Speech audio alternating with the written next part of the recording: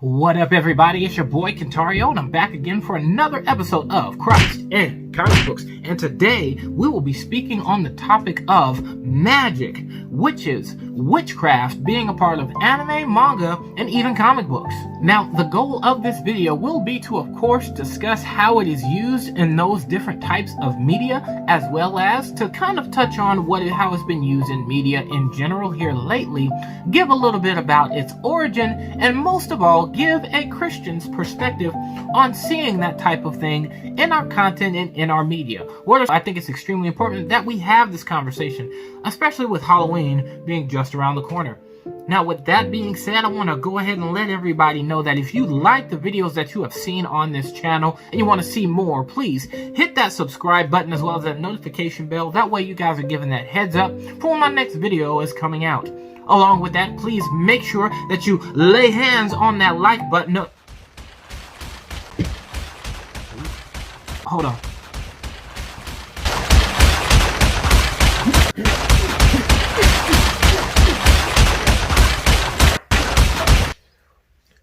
What? What are you doing? You said lay hands on that like button, so I'm laying hands on that like button like you said I should. No, that's not what I meant by lay hands on the like button. Not beat it down. Just tap the like button. Bless it. Lay hands on it. Anoint the thing, man. Oh, that's not what you meant by lay hands on it? Oh, my bad, bro. I was beating that thing to death, man. My bad. I'm down. Just one finger, okay? Just one finger. Just tap it one time. That's all you got to do. This ain't TikTok. Just tap it one time. Okay. Hold up. Just one time. I'm so sorry about that, guys, but now that we know what it means by lay hands on that like button, let's get into this video where we're discussing the topic of magic, witchcraft, and witches when it comes to the type of anime, manga, and comic books that we enjoy. But before we actually start talking about it from the standpoint of that content, of that media stream, let's look at it from its history. Let's kind of talk about it, where it's coming from. Now, some of the earliest notations of witches, at least from what I understand, actually comes from the Bible in the years around 921 BC and 731 BC, if I have my timeline correct. I could be a little off, but some of the first occurrences actually happen in the Bible, one of which is in Exodus when God is saying that no witch shall live. So this is when he's having the Israelites go out and become a nation. He's saying, don't have witches among you, is basically what he's saying, and if they are, they need to be killed. That's genuinely what the Bible is speaking to. And in other occurrences, we have in 1 Samuel, when King Saul goes to a witch to try and speak to the soul of Samuel, who is a prophet, which we will elaborate a bit more in detail later on in this video. But those are some of the earlier occurrences. Now, some of you are probably thinking, yeah, okay, well, what are witches? What do witches do? Witches and warlocks are ones that use magic or practice spells. Of course, those types of things include mixing different types of herbs, maybe animal parts, and things of that nature. Water, blood, human, animal sacrifices, all of these different types of things to cast or manifest these particular spells. And kind of what we've seen, as I mentioned in one of those scriptures, they have some dealings with the spirit realm. And one thing to clarify, they are not rulers over anything in the spirit realm. They are ones that are subject to the spirit realm. In all honesty, they're so subject to the spirit realm, they express a heavy caution when it comes to even dealing with magic with them anyway. That's one thing that even me personally, I would probably give them some credit for, at least back in those days. They were ones to encourage you to tread softly, even when coming to them for what it is that you want. Because when practicing magic, there is a sacrifice that goes into doing those things. Which leads into, well, what is magic? Magic is harnessing something, the power of something supernatural, to have an influence on a natural event, or changing the course of a natural event. That is what magic allows for people to do. So some people come to those that practice magic for healing. They come to them for them to do something special for them so that they can have a good crop. If they can't have kids, witches are sought out. If they want to speak to the dead, witches are sought out. Again, let's not forget, warlocks are those two. Warlocks are male witches. So those are the things that they are sought out for normally, but they are also highly ridiculed because, again, like I said, there's a price to be paid for practicing magic. So sometimes they will involve taking someone's children. Witches are known in several different folklore for those types of practices. And one of the biggest things when we're talking about today from a Christian perspective where there's a concern is them sacrificing, even now today, using cats, using other animals, sending demons to affect and cause people to suffer. They've even been known now today to cause cancer. But we're not going to simply stick to that being the defining piece to what witches are back then. But I want to kind of highlight more of their history, at least from an American standpoint. Some of the things that you may not know is that, of course, we did have the Salem witch trials. And when it came to the Salem witch trials, young girls were experiencing, a lot of women were experiencing these seizure-like attacks on their body, speaking several different words, which caused them to freak out, and they were concerned that, hey, what's happening?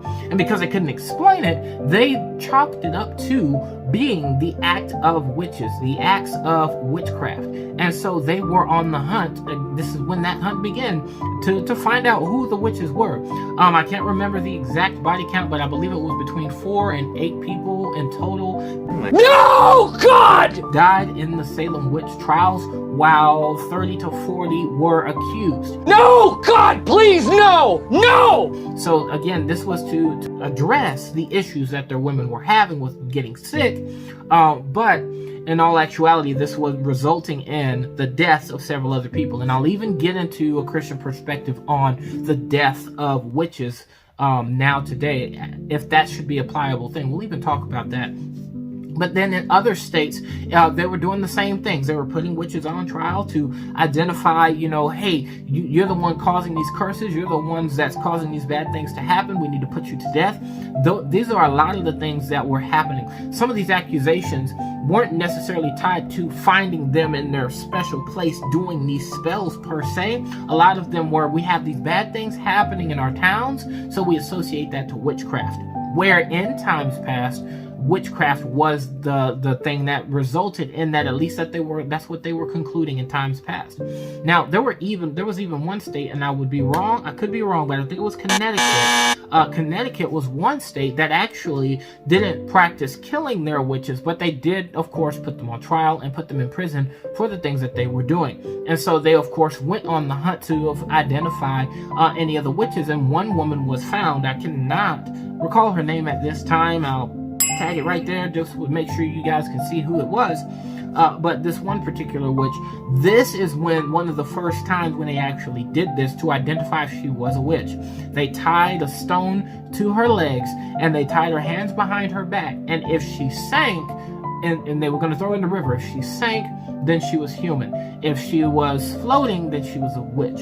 And so they threw her in, she floated, and then they identified her to be a witch. But they did not kill her in response to that. They actually put her in prison, put her on trial, and she was found guilty and put in prison for her practices of witchcraft. Now, even leading into more of today's society, a lot of laws have been set in place against the killing and the hunting of witches. Now, of course, not a lot of people are comfortable with that practice, but it's common to express that you are a witch without you being immediately taken to court, taken in by the police, that type of thing. There is a lot of curling of the brow, people treating others with resentment and a high level of hatred for the practice of witchcraft. That does now happen today. And on the other side, witches are trying to find themselves explaining that, hey, we're good witches now. For instance, that's when the practice of Wicca has become a very high Western practice here in America, where they don't do any curses, they don't do any attacks, they don't take any bodies or sacrifices. All they do is practice basically medicine, mixing of herbs to help people and to support people, to bring good things into people's households. At least that is what is being said, and that is supposedly the practice now today. Now let's start talking about anime, manga, and comic books. Now I want to start off with comic books and save anime for last, but when we look at comic books, for instance, Marvel, you have characters such as Doctor Strange, who practices magic. Now you also have Scarlet Witch. Now, although she is, of course, a mutant, she is also one that has access to what's called chaos magic, hex magic. So she gets to tap into both powers, which gives her multiversal power. So she can affect more universes than just her own due to having access to this power. A lot of different ways this is explained is to speak of magic as being a continual power source for some, while for others it's something that is embodied into them. So in Marvel Comics, magic has several different places in which it exists and it can be applied and how it can be used. I believe there's a mutant by the name of Excalibur, I think her name is. She's the sister to Colossus. She also has access to magic, which... oh, that was her hero name. Her hero name is Magic, but she has access to magic, and she gets to use that even though she is a mutant as well. She has access to that type of power. But that's the thing between her and Scarlet Witch. They both can pull on that power source that is pre-existing versus that power being within them and coming out. They get to pull on and access that power, which is also why they're extremely feared and in other cases highly respected. Now, the other way that magic is applied in the Marvel Universe, along with, other characters having access to that type of power, is you have where they have magical items. For instance, in Asgard, a lot of the gods practice magic. Of course, we know Loki. Loki uses his magic for illusionary purposes, as well as, of course, he can attack with that power. Like I said in my Loki video, he has more power than portrayed in the MCU in the comic books. He's extremely strong using that magical power, so he's not someone to just play around with. But Mjolnir, which is Thor's hammer, in and of itself has access to magical power. Asgard is a magical place. That's magic power. And so when we're talking about magical items, infinity stones, other such things, the things that the Celestials use, as they have access to magic, there's several different types of magical items and beings all throughout the Marvel Universe. And the same can be said for DC. Now, we all know that magic is said to be one of Superman's weaknesses, even though Superman can now topple over all of his weaknesses, apparently. But magic is prevalent here in this world as well. One character that we should all know, and a lot of us probably love, especially since the new trailer has recently come out, is Shazam. Shazam, being that he has power, access to different gods' powers for him to have this power, so magical power, which is one of the advantages when he tussles with Superman that he has. Other magical beings such as Zatanna, Dr. Fate, there are several different magical characters, Constantine. Now there's other different types of magical powers, like for example, Swamp Thing has access to what's called the Green, so does Poison Ivy has access to what's called the Green, which is also, in some sense, a source of magical power that allows them to control all plant life. And there's others across the spectrum in that same aspect that they're allowed to use magic to access and manifest all of this different type of power. Now, if we were to talk originally, as far as DC goes, they have come out where they said when it came to the creation of the multiverse, there were two different beings, and these two different beings, one existing in the regular multiverse and the other existing in the dark multiverse. The one in the regular multiverse made sure that that was divided using her magical power to cause that separation. And it's believed that also she's the one that has implanted magic into different types of humans to allow for creation and things to be developed across the multiverses, planets to be made and things of that nature, kind of giving her that god status. Personally, I do have a concern with that, but that's the route that they went in DC. When they're talking about the creation of the multiverse and the dark multiverse, there are these entities using magic to create these things. Okay, and we're going to also talk about that too, because that has sparked a whole nother conversation, and I want to express my personal opinion on that. Okay, I want to make sure that I express that and somewhat try to come from a biblical point when I do so. Now, when we get into anime and manga have, especially now, really hyped up the magic scene when it comes to the comic books that they make. Right now, we have Black Clover, all about magic. Fairy Tail is a very famous series for its complete battles, but it's all about the use of magic. An old classic such as Card Captors, they use magic. Madoka Magica, they use magic.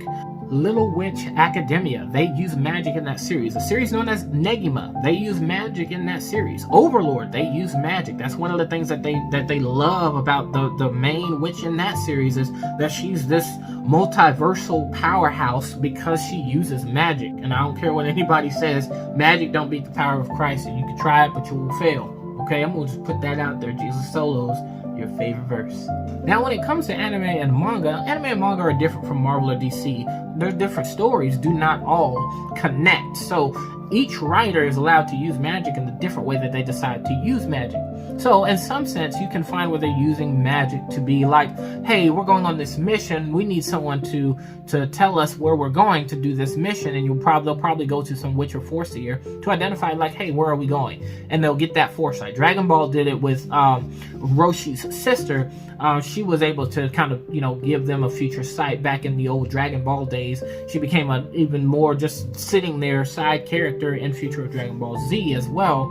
Seeing all the big battles, you know how they do. She's like their globe. But you got magic in that aspect. And other aspects where you see magic, such as in card captors, Madoka Magica, is where magic is the power system. What do I mean by power system? And in certain storylines, you have where characters are pursuing to become strong or have strength, and they have a set power system that everyone strives towards to learn and to master and be able to fight with. And magic is a prevalent power source in several different types of stories, such as Fairy Tail, such as Black Clover, such as Madoka Magica, such as Negima, such as there is one called, I think it's called Muso Tensei, although it's an isekai, which means that there's a reincarnation taking place, someone's taken to a different universe type of deal. They use magic as their main source of power. So they're often used as a power system. And one that I actually prefer, which is mainly is partially in Negima, and I have hopes that they'll do this in Black Clover, is where it's one of many power systems. I'm going to get into why I like that the best, but there are ones where there are multiple power systems, and magic is one of them, not the only one. So I like that above anything else when it involves magic having to be in a series. But that is how magic has been found to be used in several different type of anime, manga, as well as Marvel, DC, and comic books, okay? Now, I understand that the major question that's being asked in response to this is like, well, I mean, I'm a Christian, so I should just stay away from magic, right?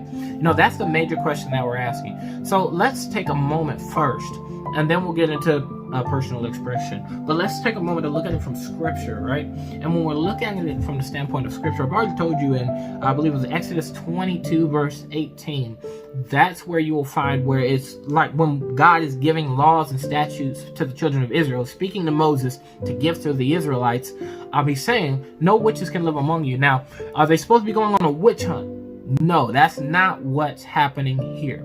Jesus is sanctifying or setting apart Israel from every other country and from everybody else. You guys won't have witches just living among you to give you foresight and to see the future. I am God. I am the one that you will seek to know where I'm leading you, how I want you to be, so that you can be the successful people that I have called you to be. So you need to make sure that you sanctify yourself from witches. Now, if witches are hiding among them, when we're talking about invading or trying to cause dissension within a nation, that's where that killing becomes a valid point, at least in those times. Like, look, you are infiltrating us as a people, we need to wipe you out. When the children of Israel were first, becoming a people, they wanted to worship God in the way that they wanted to when they built the golden calf, which resulted in Moses having to wipe out thousands of their own people to again to keep that sanctification. If you're walking with Jesus, if you're walking with God, walk with God. If you're not, we need to get rid of you, because we can't have you going around and spreading any lies about us or things of that nature either. That's another concern that you have to have. So in them having to kill the witches, it's extremely understandable. And these same statutes were set forth with King Saul. Now, King Saul was given that expectation to rid their nation of any witches that may be there. Now, Saul was very dependent on the prophet known as Samuel. Now, Samuel had just recently died, and Saul was looking to be able to speak with him. I'm extremely paraphrasing, but you can find this in 1 Samuel chapter 28. I highly recommend you kind of read it in its entirety to kind of get the picture. And so in him seeking out one witch, he found one that was able to find a familiar spirit. Now, this kind of gives that explanation that I was talking about, where witches aren't the ones in power, witches are the ones that are subject to. So this witch had a familiar spirit, which I will come back to explaining when we get on the topic of Halloween. But the witches would be able to summon this familiar spirit to manifest Samuel for Saul to be able to speak to him, to get counsel, to be comforted, right? And the witch does that for Saul. Now, Saul has his head covered, so the witch doesn't know that that's Saul.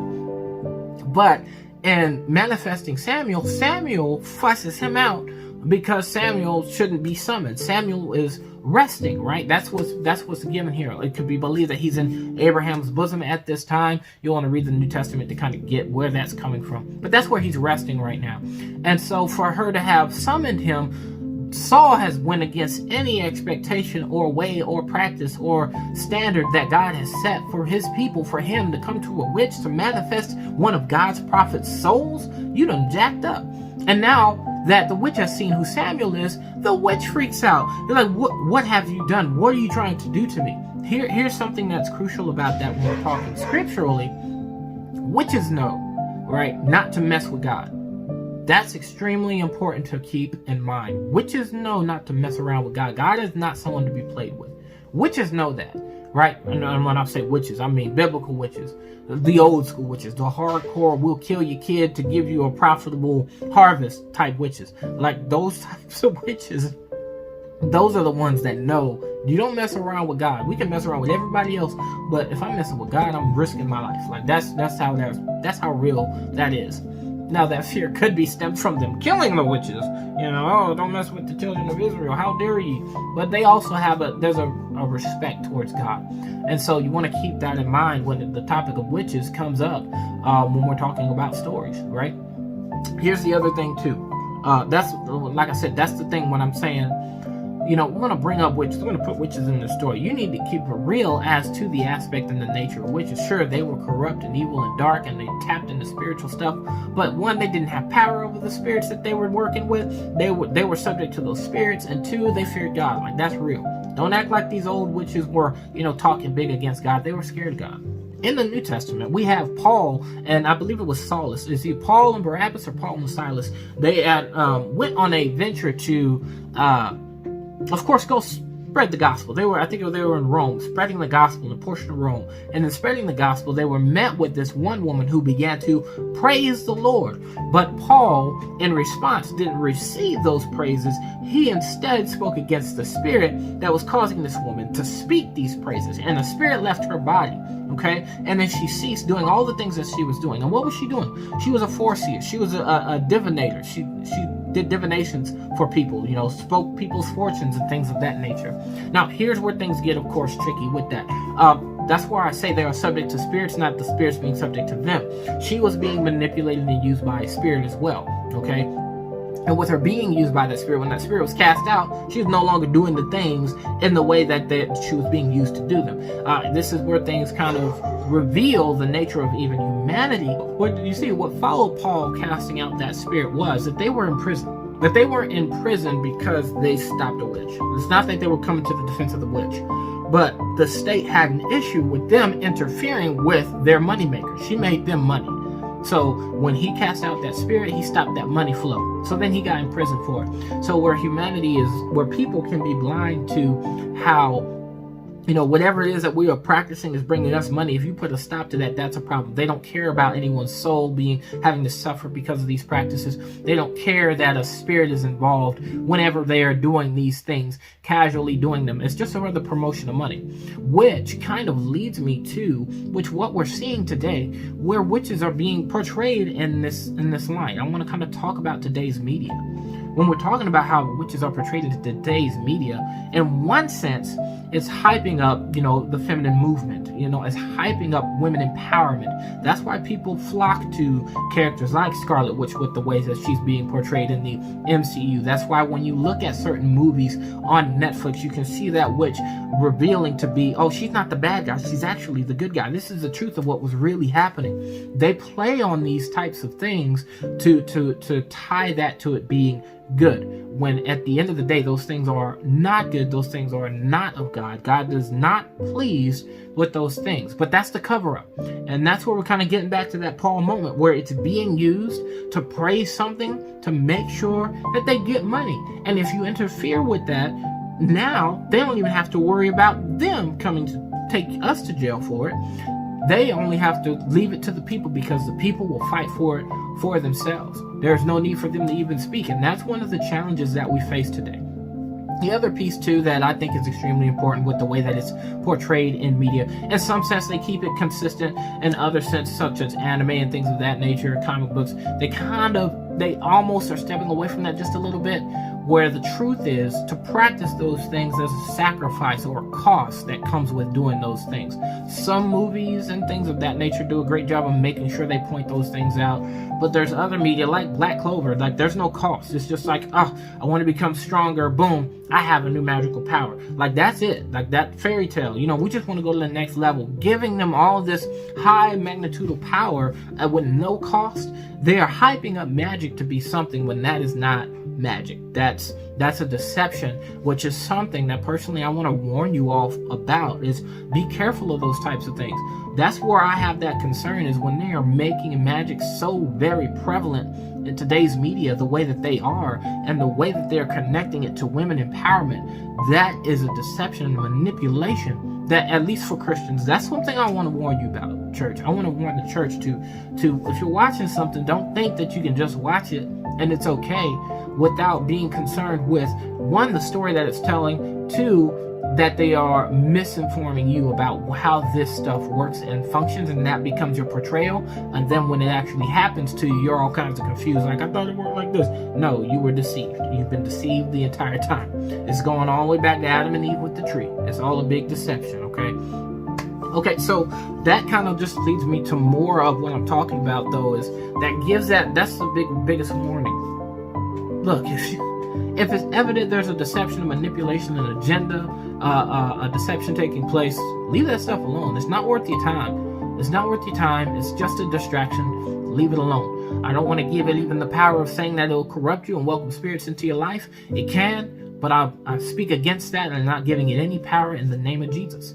But that leads me to pointing this out for certain types of media.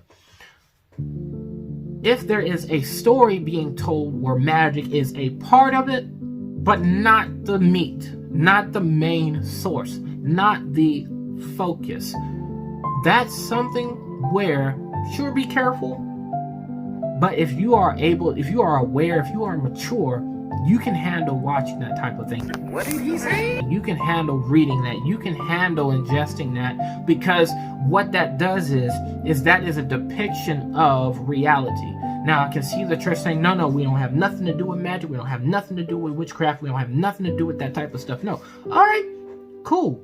I understand where you're coming from, but you read the Bible and there are witches there. Do you skip over the part where witches are in the Bible? Do you block that out? Do you ignore those stories nor take the time to understand, well, what's happening in that moment? Is that how you treat that when you see it in the Word of God? No, it's not. You understand that it's a part of the world. That's why the gospel makes sure to illustrate different cultures and their belief systems, their gods, and how they worked, because it's a capturing of what happens in reality. And so a great story is one that doesn't make the focus of manipulation with magic, but it can incorporate it to say, hey, magic exists, and that this is how it's portrayed in this story. So if you can comprehend that being that small piece, and you can focus on the meat, that makes that story worth your time, or something that you can be willing to watch. That's something that when I say Negima and Black Clover. You see, Negima, yes, the main thing is magic, but then they incorporate martial arts.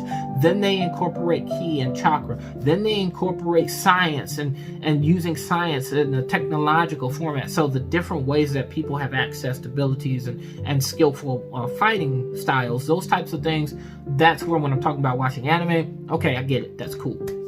Now, to kind of balance the scales on that, sure, that's tolerable. But where I also could say there's a concern with that too. And it makes me sound wishy-washy. I got you guys. But I want to kind of balance the scales by not just saying, oh, it's fine. But understand this. When they're portraying that stuff to be, you know, magic needs to team up with technology, needs to team up with kung fu, needs to team up with this, and then us together we can beat it. It's saying that these things can function together. Now, if that's the deception that you're getting from a storyline too, that's where you also got to be able to say, okay, I might not need to be dealing with this, because now it's giving that false narrative. Everything in the world does not work together. A believer in God should not be partnering with a witch to try and spread the gospel. It don't work like that. You have that now today, where you have people saying, I'm a Christian witch. No! Ma'am, girl, get out of here with that. Get out of here with that. That's a lie. Those things do not go together. That's oil and water. Those two things do not go together. Okay, so that's something that I will warn against. Do you, watch here, this is where we get into the witch trials. Do you ridicule? Do we scrutinize? Do we threaten the life of those that practice those things? God forbid. Okay, God forbid that you ridicule, that you accuse, that you hate on, that you mistreat, that you discriminate against someone who practices witchcraft. Because your responsibility as a believer is to ensure that the seed is planted within them of the gospel being spread with them. Regardless of what kind of ground it's falling on, our responsibility is to share the word of God with those type of people. People that enjoy that type of thing. That's the reason we have to understand where that's coming from. Not just saying it's demonic, not just saying it's of the devil, not just saying they're dealing with evil spirits. You need to be able to elaborate on what that is. What are they getting themselves into when they mess with that type of stuff? Understand it so you can have that conversation and then redirect them back to the Lord. That's one of the strengths of Paul, which is why I love his ministry.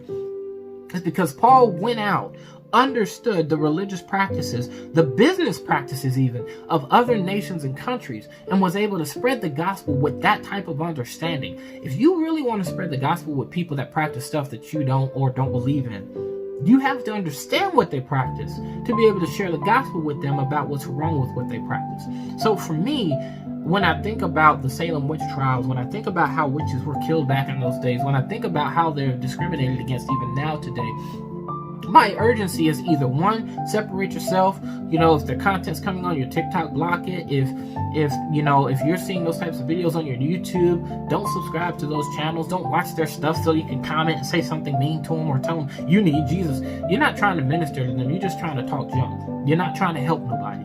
Just leave that stuff alone. Or if you really want to help them, look, follow them, DM them, have that conversation so you can share the gospel with them. Otherwise, you just need to leave them alone and keep your mouth shut, because you're not doing anything for them. You're not doing anything for yourself. You're definitely not glorifying God, okay? That's a hindrance, okay? So I strongly disagree with the killing of witches. But another thing, too, that, like I said earlier, this is another thing that I disagree with us coming into Halloween is don't act like witches are all good now. You've lied to yourself. If anyone that's not Christian watching this, don't act like witches are good now. That's not of God. And when I say not good, I'm saying not of God. Okay, that's what I mean by good. The OG definition of good. That's not a God. God gets no glory out of witchcraft, even in the Wiccan practices. Well, you go to see the doctor. Okay, that doctor is genuinely, specifically practicing medicine, not practicing using herbs to the glory of something else. With one, not understanding from whom you're doing these medicines to, because if you're not doing it to God, then you're doing it to somebody else. Okay, so that's one piece to that. But you can't try and change the shape and form of something that it originated from and think that you can make it better. That's the thing about Christianity too. The faith in God is that stuff is consistent across the board. Okay, that's a consistency across the board. There is no, okay, well, Christian, we believe this now. Okay, no, we got that wrong. So we want to be better people. So instead of doing it that way, we're going to do it this way.